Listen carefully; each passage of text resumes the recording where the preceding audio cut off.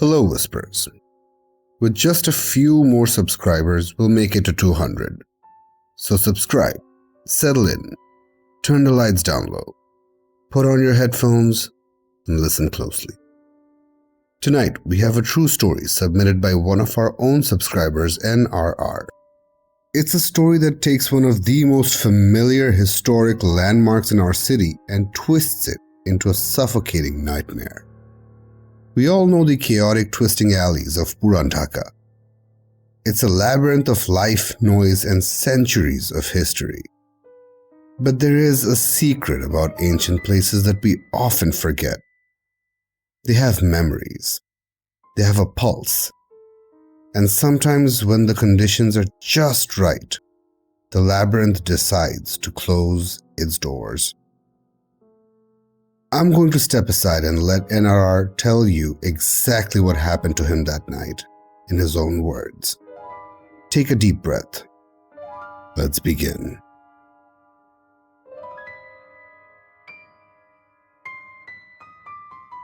If you've ever been to Old Dhaka, you know it's never truly quiet. Even in the deadest hours of the night, there is the hum of generators, the distant barking of street dogs, and the comforting, suffocating press of humanity. But during Eid, the city bleeds out. Millions leave for their hometowns, leaving the usually congested arteries of the capital eerily hollow. It was the second night of Eid. I was sitting in the back of my car, dressed in a crisp Punjabi, mindlessly scrolling through my phone. My chauffeur, a middle-aged man named Rahim, was navigating the narrow, winding roads. We were heading to my friend's place in Wari for an Eid dawat. I was already running late, but with the roads this dead, I figured we would make it in 20-minute stops. We drove past the ancient towering gates of Dhakeshwari Mondir. The temple was shrouded in a heavy, humid night mist. Its distinct red and yellow walls looked bruised and black in the gloom. The massive ancient banyan trees bordering the perimeter cast long, jagged shadows across the asphalt, shadows that seemed to reach towards the tires of my car. "Take the left from the next crossing, Rahim," I said, barely looking up from the glowing screen of my phone. Rahim nodded silently, turning the heavy steering wheel. The car slipped into a narrow alleyway lined with old, decaying colonial buildings. That was our first mistake. We had just stepped over a threshold we couldn't see, and we were not aware of. We drove for about 10 minutes in a straight line. The silence outside the car wasn't just the absence of noise. It was an active, oppressive vacuum. It pressed against the windows like deep water. There were no streetlights working. The usually vibrant storefronts were locked tightly behind their rusted iron shutters. I looked out the window expecting to see a familiar intersection leading towards Bokshi Bazaar. Instead, the road took a wide, unnatural, sweeping curve. The headlights cut through a sudden thick patch of fog and swept across a massive brick wall and a set of towering iron gates. I frowned, leaning forward in my seat. It was Dhakeshwari Mondir. "Rahim, didn't you take the turn?" I asked, irritation spiking in my chest. "You just drove us in a giant circle." Rahim looked at me through the rearview mirror. Even in the dim light of the cabin, I could see the deep furrows of confusion on his forehead. "Sir, I took the left. I drove straight down Orphanage Road. I didn't make any turns. I don't know how we ended up back here." "Just turn around and take the main road," I sighed, rubbing my temples and looking back down at my phone. I froze. The signal bars at the top of my screen had completely vanished. The 4G icon was gone. My internet was dead. I opened my GPS map, but the screen only showed a blank grey grid with a single pulsing blue dot suspended in the middle of nowhere. No roads, no landmarks, just an empty void. Rahim put the car in reverse, the transmission whining in the absolute silence, turned the vehicle around and took a completely different route, heading in the opposite direction towards Azimpur. 10 minutes passed. The car's engine purred softly.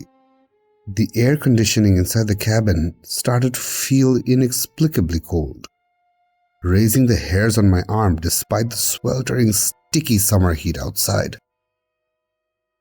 The air blowing from the vents suddenly smelled wrong. It smelled like wet, overturned earth and the heavy, intoxicating scent of burning dhoop. The road curved again. The headlights pierced the darkness. My stomach plummeted into a cold, bottomless pit, looming right in front of our windshield, massive and mocking, were the gates of Dhakeshwari Mondir. You see, panic is a slow poison. It didn't hit me all at once. It started as a cold, hard knot in the base of my throat. "Sir?" Rahim whispered. His hands were gripping the steering wheel so tightly his knuckles were stark white. "Sir, this isn't right. The road, it twisted." "Keep driving," I ordered, my voice sharper, higher than I intended. "Take the right this time. Any right. Just get us away from this temple." For the next 10 minutes, we were trapped in an impossible, maddening geometry. We took every conceivable route. We took narrow, unpaved alleys that barely fit the car. We took wide, multi-lane main roads. We tried to navigate by the stars.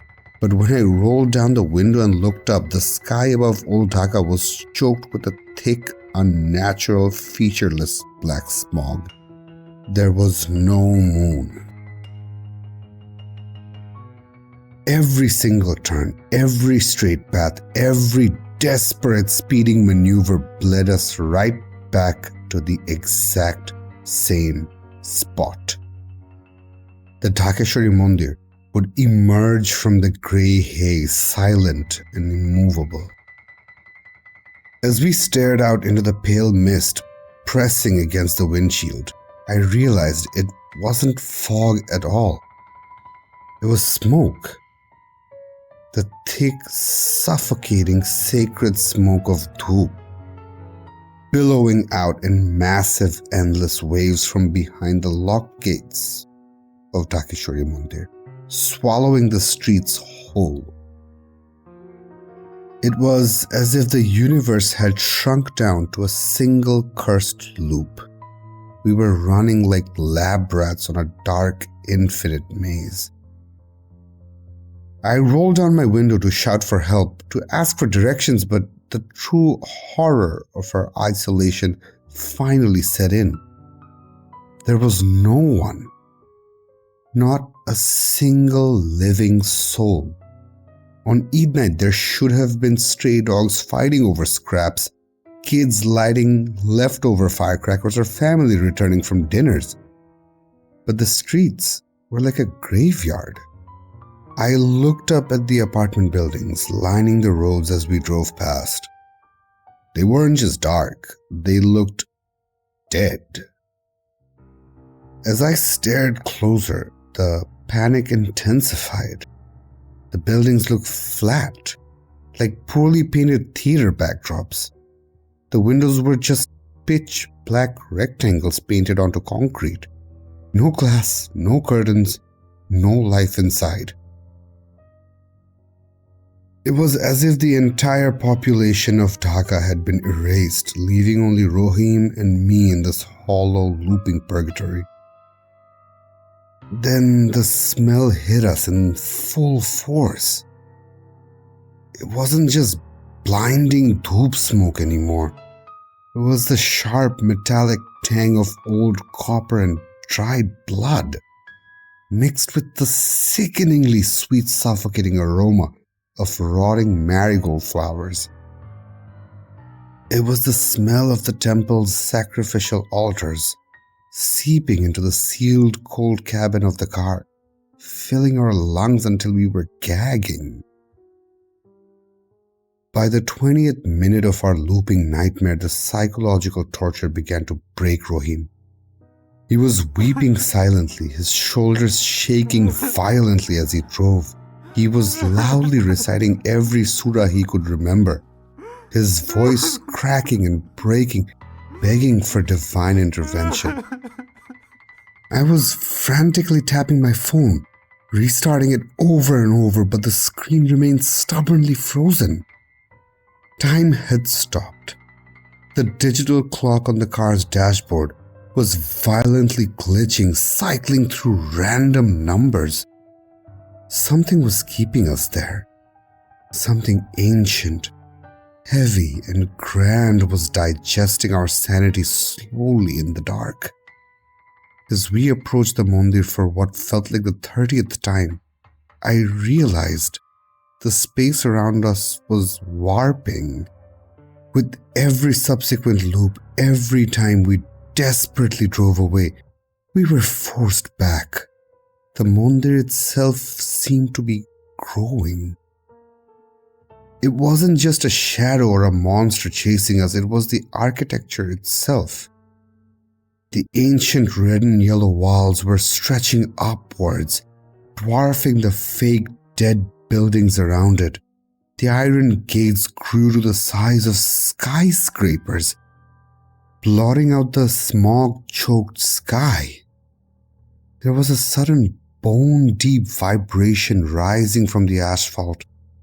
It felt like the low, resonant hum of an impossibly massive bell that hadn't been struck but was just vibrating with raw, stored energy. And within that darkness, I noticed something that made my blood run absolutely cold. There was a shadow standing by the main iron gate of the temple. It was impossibly tall, unnaturally thin, and it blended almost perfectly with the darkness. But it was there. With every loop, the shadow was closer to the road. First, it was by the gate. The next loop, it was by the sidewalk. The next one, it was standing on the edge of the curb. It had no face, just a smooth black void where a head should be angled directly at the car as we passed. "Don't look at it, Rahim," I screamed, feeling my mind buckling under the sheer impossible scale of the shifting walls. "Just keep your eyes on the road." But the labyrinth was closing in. The geometry of the streets folded inwards, turning the alleyways into a massive open-air corridor leading directly to the towering gates. Through the fog, I could hear whispers, not one voice but thousands, an endless, overlapping ocean of ancient, rhythmic chanting echoing from the very bricks of the city, rising to a deafening, hypnotic crescendo. The dead buildings melted away, replaced by monolithic stone pillars that seemed to hold up the dark sky. The shadows from the narrow alleyways began to stretch and detach.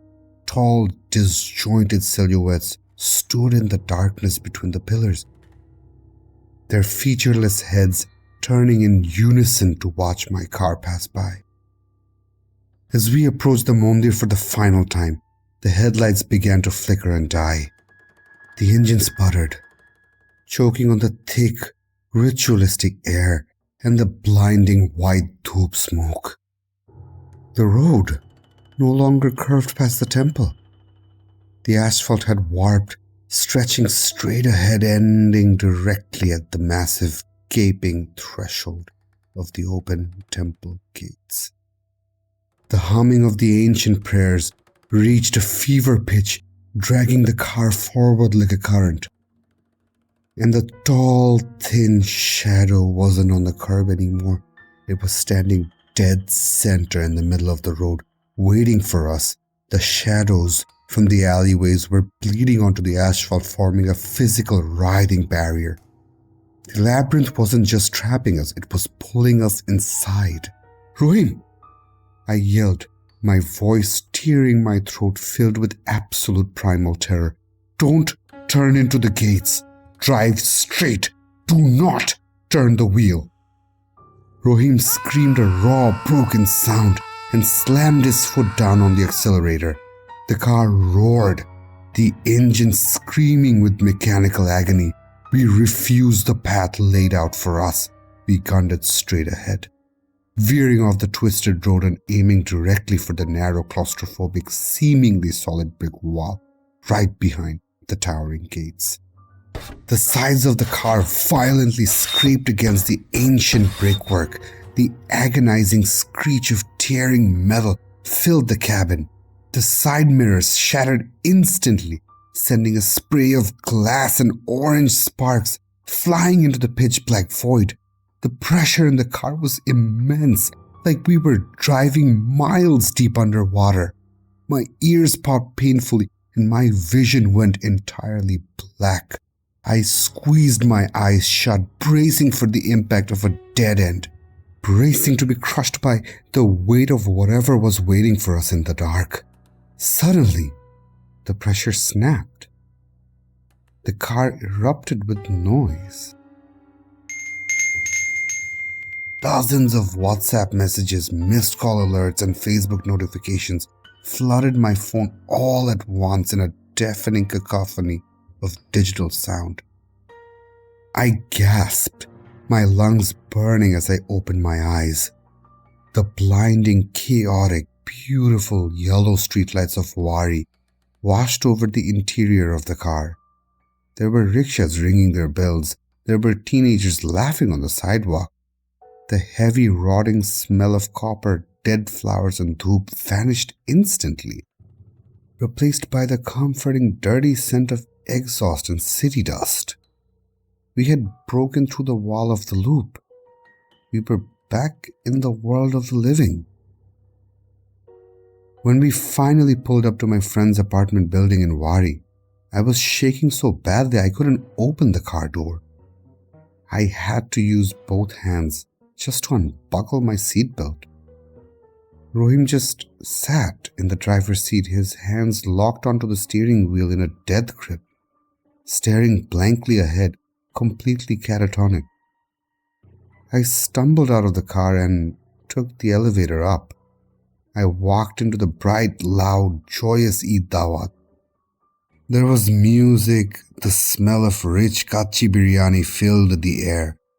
My friends turned to me, their faces twisted in anger and annoyance. "Where the hell have you been?" My friend snapped, tapping his watch. "You are over 3.5 hours late. We already ate. We thought you bailed." I stood there in the brightly lit living room looking at the familiar faces of the people I loved.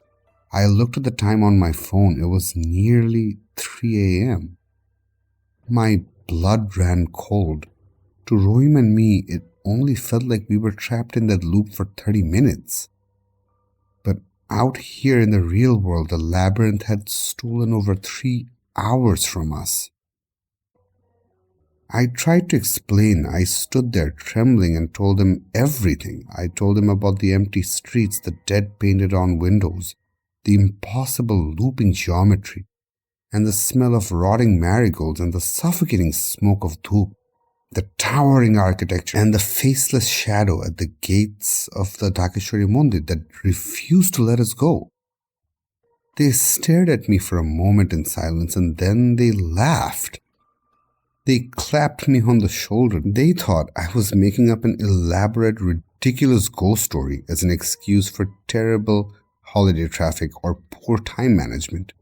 They told me to stop being dramatic and dragged me to the sofa. No one believed me. To this very day, not a single person believes what Rahim and I went through that night. But I know what happened. I know that somewhere in the tangled ancient veins of Old Dhaka, There is a pocket of the city that exists outside our reality. A dark, looping, hungry trap where the streets have no exit and the crushing weight of history just waits for your car to run out of gas. I haven't been back to Puran Dhaka since that night. I refuse to take that car out after dark. Because sometimes when I'm lying in my own bed, safe in my room, the air conditioning will suddenly blow freezing cold. And for just a fleeting second, my bedroom will smell like old copper, rotting marigold flowers, and burning dhoop, leaving me to wonder, did we actually break out of the loop? Or are those massive skyscraper gates and that faceless shadow just waiting for me to drive past one more time? That was our subscriber story. If you ever find yourself driving near the Dhakeshwari Mondir late at night and you notice the streetlights suddenly go out and the noise of the city dies, do not look at the sky and do not look at the shadows on the curb. Do not take a turn. Just close your eyes, press down hard on the accelerator and drive straight. Shubhoratri. Sleep lightly.